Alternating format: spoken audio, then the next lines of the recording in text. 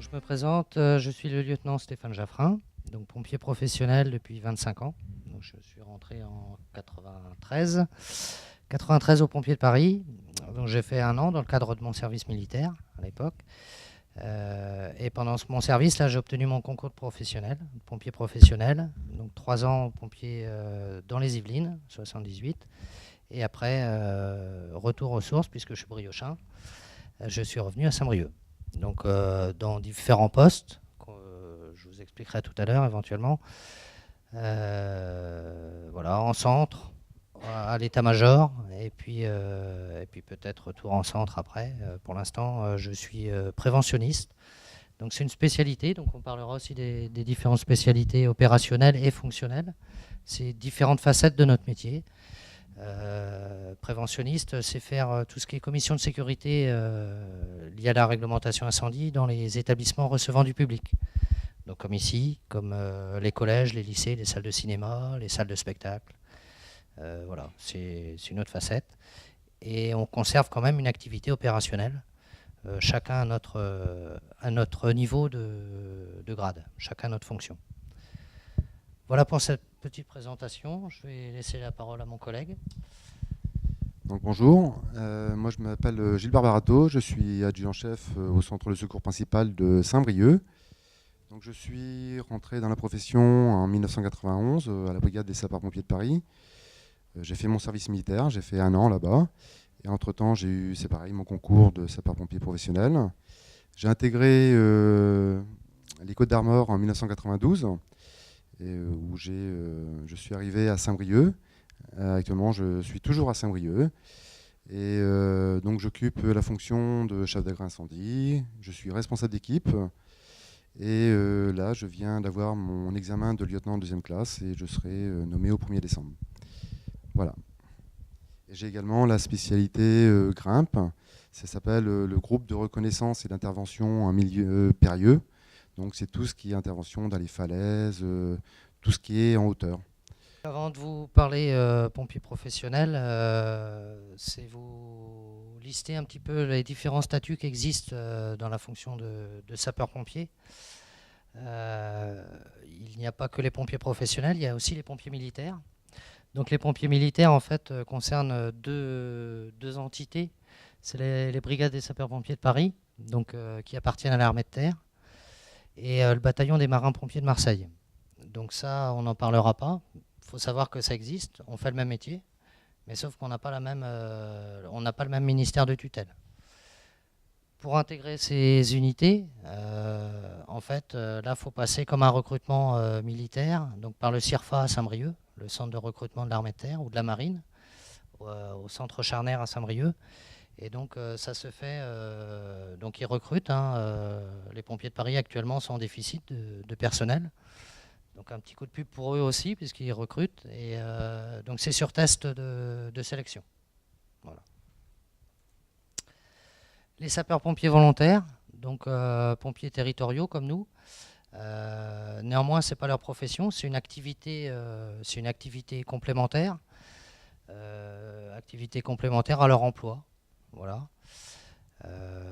Donc en France, ils sont à peu près 190 000. Pour 41 000, ça varie, hein, entre 40 et 44 000 pompiers professionnels. Donc vous voyez le ratio, hein, 200 000, 40 000. Voilà. Donc sans les pompiers volontaires, notre modèle un petit peu de sécurité civile et notre modèle de secours français tombera à l'eau parce qu'on ne peut pas mettre des professionnels dans toutes les communes et partout. Donc on a besoin d'eux également.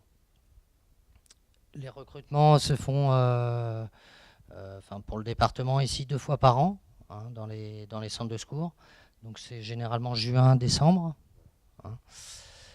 Juin-décembre avec donc quelques tests écrits et sportifs et un entretien.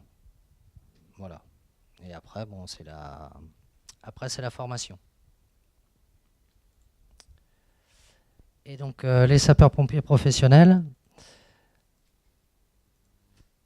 Donc là, nous, on est sous statut fonctionnaires territoriaux. D'accord, c'est une des 8 filières de la fonction publique territoriale. Donc on est employé par un SDIS. donc service départemental d'incendie et de secours. Voilà, où on a une double entité en fait, donc le conseil départemental et le préfet pour toute la partie opérationnelle. Donc en fait, on est employé par le conseil départemental. Le recrutement, vous allez le voir, en fait, on a 3 modes de recrutement. Enfin, on a un mode de recrutement qui se situe à 3 niveaux différents. 3 niveaux différents. On est un petit peu structuré comme les militaires. Parce que on était avant, les pompiers étaient avant militaires. Et donc on a gardé ces grades. Voilà, on est fonctionnaire, mais on a des grades. Et donc ça se fait, le recrutement se fait à 3 niveaux de grade et de fonction, puisque on a un emploi correspond à un grade, ou un grade à un emploi. Donc premier niveau d'accès, c'est sapeur-pompier professionnel non officier. Donc c'est le grade de sapeur et c'est la catégorie C. Donc dans la fonction publique territoriale, il y a 3 catégories. Ce qu'on peut considérer comme employé. Employé, c'est catégorie C. Les cadres, catégorie B. Donc un deuxième concours qu'on va voir tout à l'heure. Et les cadres supérieurs en catégorie A, qui fera l'objet d'un 3e concours. Voilà, donc après, quelle que soit la filière fonction publique, on retrouve toujours ces niveaux d'accès de concours C, B et A. Donc premier niveau d'accès, sapeur-pompier professionnel non officier, donc sapeur. Donc depuis depuis 2 ans, là, on peut rentrer sans concours. Donc il faut avoir 18 ans. Il faut 3 ans de pompier volontaire ou militaire. Et c'est en fonction de l'aptitude médicale. Alors le sans concours, en fait, c'est un ratio. Hein. Il faut un ratio, faut qu'ils recrutent des gens sur concours pour pouvoir recruter des gens sans concours. Donc je crois que c'est 3 pour 1, ou c'est 1 pour 3 plutôt. Donc c'est 1 sans concours pour 3 avec concours. Et donc avec concours, donc 18 ans, niveau scolaire, c'est niveau 5, donc CAP, BEP, brevet des collèges. Et sous aptitude médicale. Donc généralement, il y a un concours par an en France. Sauf que là, ça fait combien? Ça fait 4 ans qu'il n'y a pas de concours. Ça fait 4 ans qu'il n'y a pas de concours. Il y a eu beaucoup de concours les années précédentes. En fait, en explication, jusqu'à l'an 2000, on était pompiers communaux. Après 2000, on est passé pompiers départementaux. Et en fait, notre organisation s'est structurée au niveau du département. Il y a eu beaucoup de recrutements aussi liés aux 35 heures. Donc par rapport à la départementalisation, par rapport aux 35 heures, beaucoup de recrutements qui se sont étalés à partir de 2000 jusqu'en 2010, ouais, sur 10 ans, 2000-2010, jusqu'à presque 2 concours annuels, hein, pratiquement. Donc beaucoup de jeunes recrutés sur liste d'aptitude, on va dire. Sauf que arrivé dans les années 2010-2012, ça s'est essoufflé. Les recrutements n'ont plus lieu dans les services départementaux. Et donc du coup, avant de réorganiser de nouveaux concours, ils sont obligés d'attendre que les listes d'aptitude soient absorbées. Et donc aujourd'hui, il en reste encore quelques-uns, il me semble, quelques centaines. Sachant qu'il va y avoir normalement un concours qui devrait se mettre en place en 2018. En 2018. Mais pour l'instant, il n'y a rien de sorti sur le site du ministère. Donc voilà. Mais sinon, normalement, c'est 1 par an en France. Donc le concours est valable quel que soit l'endroit où on le passe.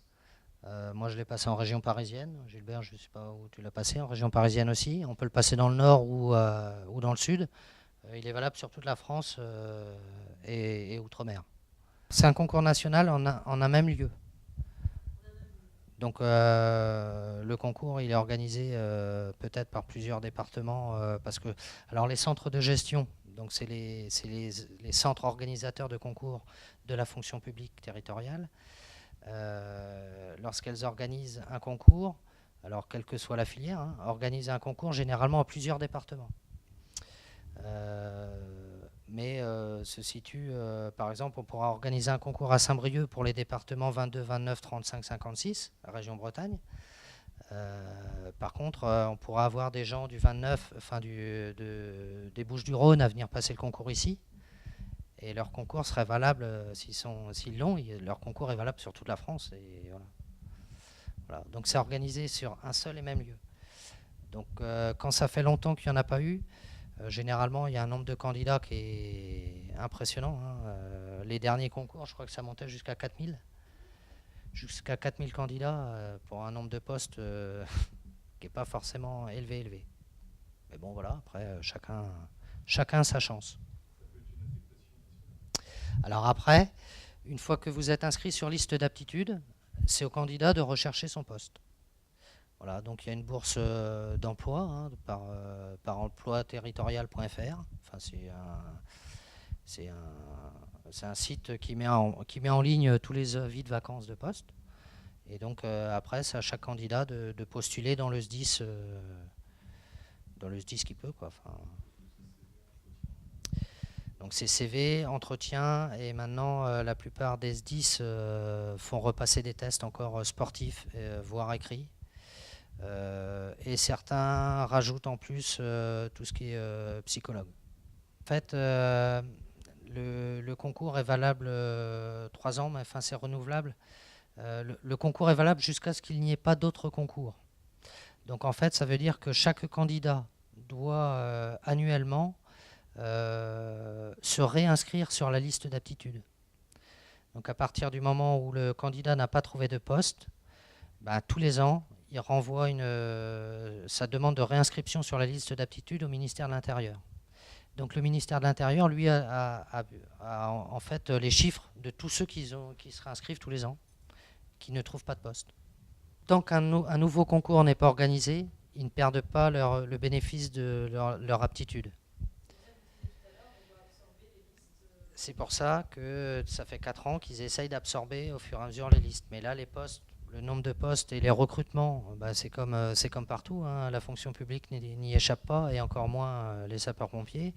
Le recrutement n'est pas grand ouvert hein, dans notre filière. Donc le candidat, lui, conserve le bénéfice de son concours tant qu'un concours n'est pas organisé.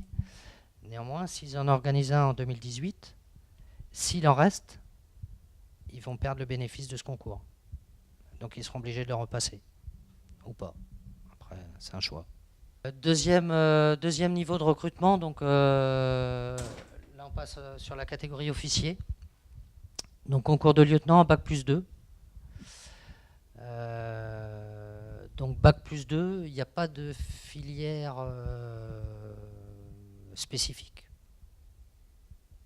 Hormis un DUT qui est un petit peu plus spécialisé, c'est le DUT Hygiène et Sécurité. Donc il se fait à Lorient, il me semble. Lorient, il y en a d'autres. Hein, mais les plus proches c'est Lorient. Donc DUT Hygiène et Sécurité, et avec il y a une licence aussi derrière qu'on peut faire. Mais sinon, il n'y a pas de cursus scolaire particulier. Voilà, ça peut être un BTS autre, un DUT autre. Voilà. Alors, c'est toujours les niveaux d'accès les plus bas. Hein. Enfin, le prérequis, on va dire. Maintenant, vous doutez bien que c'est comme partout. Hein, les gens qui s'y présentent... Là, c'est Bac+2, les gens qui vont s'y présenter en Bac+4-5 déjà. Voilà. Donc, au fur et à mesure, c'est dommage, mais voilà, ça rehausse un peu les niveaux aussi de concours. Donc, toujours sous aptitude médicale. Donc là, une épreuve d'admissibilité. C'est une note de synthèse avec un QCM qu'on pourra détailler tout à l'heure. Et les épreuves d'admission, donc test physique et entretien avec un jury. Donc là, à la différence c'est ce que je vous précisais tout à l'heure, c'est qu'en fait, à chaque niveau d'accès, les emplois sont différents. Voilà, en catégorie C, ben, on a plus un emploi d'opérationnel, de manœuvrant. Dès qu'on va passer officier, on a plus un emploi, alors toujours opérationnel. En fait, là, on va avoir deux emplois. En tant qu'officier, on a un emploi opérationnel qui est là plus du commandement sur opération. Commander plusieurs engins à la fois. Et on a un nouvel emploi, en fait, mais qui est plus un emploi fonctionnel, qui est chef de service, chef de centre d'une caserne, adjoint chef de centre, voilà, qui est plus administratif, on va dire. Et donc le dernier niveau d'accès, donc catégorie A de la fonction publique, donc concours de capitaine à bac plus 3. Donc là c'est pareil, hein, il n'y a pas de filière spécifique, ça peut être une licence à l'issue d'un DUT hygiène et sécurité. Après, la plupart des collègues, on a un collègue là qui a été recruté, il a une maîtrise gestion des risques. Voilà. Enfin, donc la plupart qui sont recrutés pour les capitaines, ils ont déjà des bagages assez importants, ingénieurs, tout ce qu'ingénieur maîtrise. Et là, toujours pareil, hein, aptitude médicale, épreuve d'admissibilité, donc c'est une dissertation sur un sujet d'actualité. Après, c'est une étude de cas. Alors après, en fait, c'est optionnel. C'est le candidat, quand il se présente au concours, il choisit le cas qu'il veut traiter. En fait, c'est plus par rapport à son parcours scolaire, on va dire. C'est soit sur la gestion des risques, sciences et techniques de l'ingénieur, ou droit, économie et gestion. Et à l'issue de ça, une épreuve d'admission, donc épreuve physique.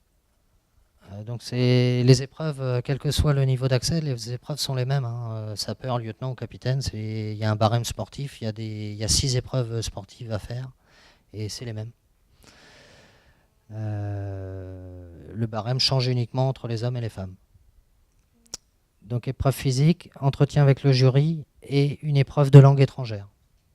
Le jury se compose donc d'officiers de pompiers, de personnel de la fonction publique territoriale, donc du CNFPT, c'est l'organisateur des concours, d'élus.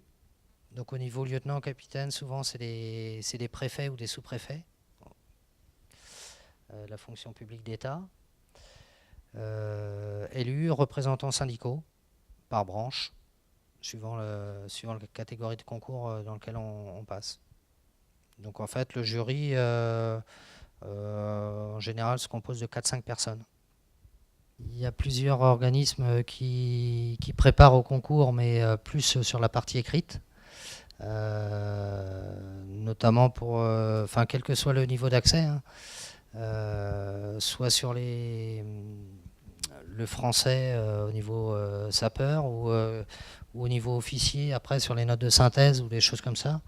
Donc il y a des bouquins qui existent et des organismes privés qui préparent au concours fonction publique. Après, il y a des choses qui sont similaires dans la nature des épreuves, qui sont similaires à des concours administratifs. Comme les notes de synthèse, les choses comme ça, c'est des choses qu'on va retrouver sur les concours administratifs de niveau rédacteur pour l'administratif. Au niveau rémunération, ça peut intéresser. Bon, c'est la fonction publique. Je pense que c'est plus une vocation, une passion pour ce genre de métier. Faut pas y rentrer comme un autre métier qu'on pourrait faire n'importe comment, avant de penser à la rémunération. Voilà, donc en début de carrière, un lieutenant, environ 1500 €, brut hors prime, et avec des primes allant de 500 à 800 €. Faut savoir que notre salaire, il est composé d'environ 40% de primes, voilà, que l'on perd après à la retraite. On les a tant qu'on est en activité, et puis après, tant qu'on est en activité, selon les domaines que l'on pratique. puisqu'on a des primes de responsabilité, des primes de spécialité. Voilà, enfin, on a différentes primes. Et la seule prime que l'on garde et qui est conservée et annexée à notre régime de retraite, c'est une prime de feu. Dès lors qu'on a fait 25 ans de pompiers professionnels. Prime de feu, c'est un peu comme une prime de risque, on va dire. Voilà, donc et capitaine, c'est un petit peu plus, hein, au départ, 1600 € brut. Voilà, alors la rémunération dans la fonction publique, en fait, évolue en fonction d'indices et d'échelons.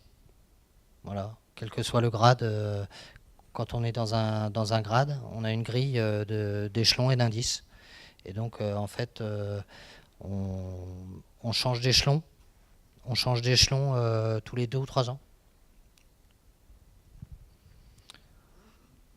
Et donc, à chaque fois, comme l'échelon a un indice supérieur, à chaque fois, en fait, le salaire brut augmente. Et on a en plus, dans la profession des sapeurs-pompiers professionnels, enfin dans la filière pompiers professionnels, on a aussi une filière médicale. Donc peut-être qu'il y en a qui suivent des études médicales en ce moment, enfin, ou infirmiers, ou non. Où on recrute des médecins de pompiers professionnels, des infirmiers de pompiers professionnels, pharmaciens, vétérinaires. Donc la plupart du temps, c'est des gens, on a rarement à s'inscrire en filière médicale pompiers professionnels. Généralement, c'est des gens qui le sont déjà, qui ont déjà un vécu ou une pratique hospitalière ou libérale, et qui, au bout d'un petit moment, soit sont pompiers volontaires, infirmiers de pompiers volontaires, ou médecins de pompiers volontaires, et décident de passer le concours pour rentrer professionnel. Voilà. Mais ils restent toujours dans leur domaine médical.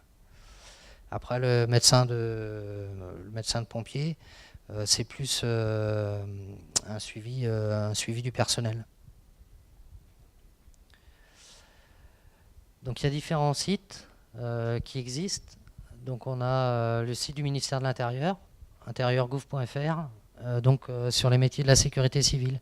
C'est sur ce site-là que vous retrouvez en fait toutes les dates des concours et les inscriptions des concours de pompiers professionnels.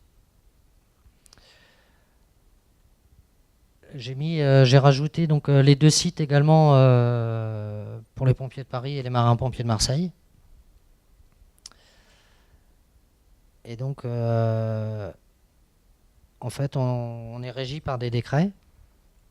Et celui des sapeurs-pompiers professionnels, c'est le 25 septembre 90 modifié. Voilà.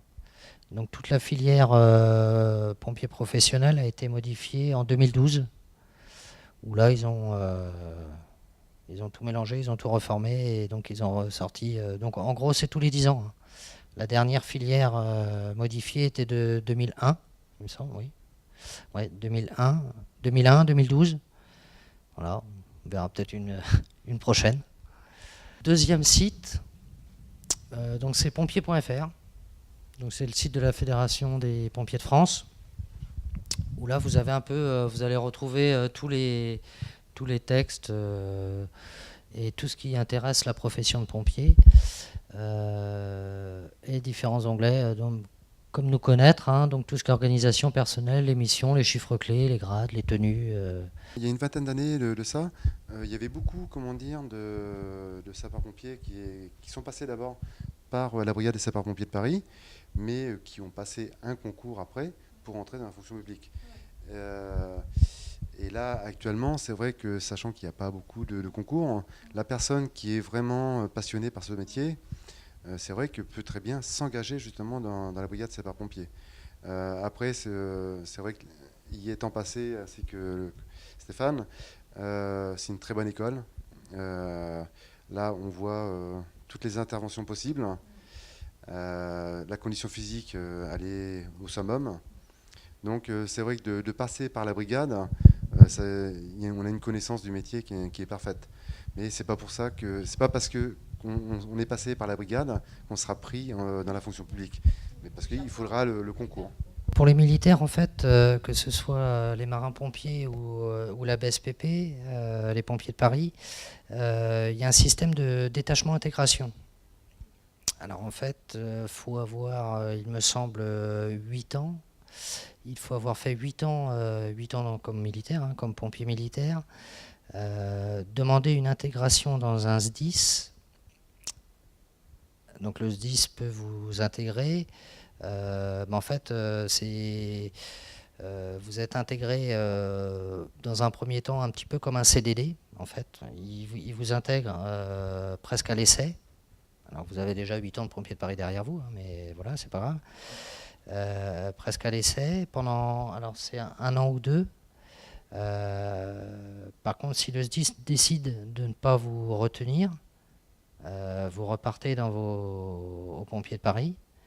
Ou sinon, du coup, le détachement se transforme en intégration. Et là, vous êtes intégré dans un SDIS, quoi, au sein de la fonction publique territoriale.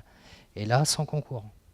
Mais sachant que si on rentre, comment dire, à la brigade des sapeurs-pompiers de Paris, pendant un an, on ne peut pas passer le concours. On est à disposition, comment dire, de la brigade. Les premiers engagements, c'est Ouais, les 4-5 premiers ans. engagements, on doit un certain temps justement au service, parce que bon, il y a un coût financier de formation, tout ça, et donc pendant un an, on ne peut pas de passer le concours. Alors maintenant, en fait, comme il n'y a plus de service militaire, les engagements, c'est 5 ans. Donc, pompier de Paris ou marin-pompier de Marseille, c'est 5 ans. Marin-pompier, je crois que c'est moins, c'est 3 ans ou 4 ans.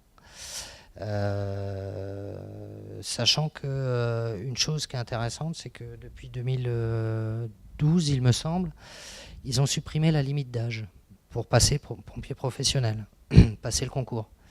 Parce que ce qui se passait avant, c'est qu'en fait, les gens rentraient au pompier de Paris, donc c'est quand même une plus-value intéressante. En rentrant au pompier de Paris à 20 ans, on en ressort à 25, enfin si on veut. Sauf que le concours de pompier professionnel, il était limité à 25 ans, avec des reports d'âge, si vous étiez marié, si vous aviez des enfants ou pas. Et la plupart du temps, eh ben, y avait un choix à faire, c'est soit on reste au pompier de Paris, ou si on veut rentrer comme professionnel, eh ben, faut pas faire les 5 ans, faut faire qu'un an, et puis un an ou deux, et puis s'en aller. Alors que maintenant, comme là, ils ont supprimé la limite d'âge, même si la personne fait 5 ans au pompier de Paris, peut passer quand même le concours à 25, 26, 27 ans. Voilà. C'est vrai que quand vous allez postuler dans un SDIS, de marquer que vous avez fait 3 ans, 5 ans ou 8 ans à la brigade des sapeurs-pompiers de Paris, donc ça veut dire que vous avez déjà une connaissance du métier, quoi. Donc ça fait une plus-value. Par rapport à deux personnes qui ont passé le même concours, ils vont regarder par rapport au CV le contenu. Donc s'il y a comment dire, un poids lourd dedans, ça fait une formation en moins donc à rémunérer.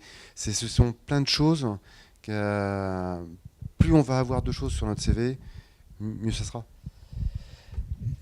Tout ce qu'un SDIS peut économiser en formation, c'est le bienvenu. Sachant que une fois que la personne est recrutée, alors quel que soit son niveau, hein, donc on en venait tout à l'heure, quel que soit son niveau, sapeur, lieutenant ou capitaine, une fois que la personne est sur liste d'aptitude et qu'elle est embauchée par un SDIS, elle a une obligation de formation, comme dans toutes les filières de la fonction publique. Sauf que nous, c'est des formations qui sont quand même relativement lourdes. Donc pour un sapeur, c'est 16 semaines, 4 mois. Donc c'est diminué un peu. Ouais, non. Donc c'est 16 semaines, donc qui peut se faire dans un SDIS. Mais il y a de moins en moins de SDIS à en organiser, parce que c'est des formations qui coûtent relativement cher, et sur 4 mois, c'est important. D'où le fait que recruter un pompier de Paris qui a fait 4-5 ans de militaire a les équivalences, puisqu'on fait le même métier, a les équivalences, et c'est des formations qui n'ont pas à être faites. Donc ça peut être intéressant. Au niveau officier, par exemple, un lieutenant, c'est un an détaché à l'école d'Aix-en-Provence. Donc on a une école supérieure, c'est l'École nationale supérieure des officiers de sapeurs-pompiers, l'ENSOSP, qui est basée à Aix-en-Provence. Donc ils forment les lieutenants, les capitaines, les commandants, enfin voilà, après le reste. Et donc pour les lieutenants, c'est 1 an, et pour les capitaines, c'est presque 2 ans. Mais c'est bien, il fait beau là-bas. Par contre, le fait d'avoir passé comme nous nos concours internes, quand on va à l'école à Aix-en-Provence, en fait, on a accumulé pendant 20 ans beaucoup de spécialités ou de modules dans lesquels on a avancé pendant nos années. Et donc du coup, moi j'ai été 4 mois, 4 ou 5 mois, en cumulant les deux.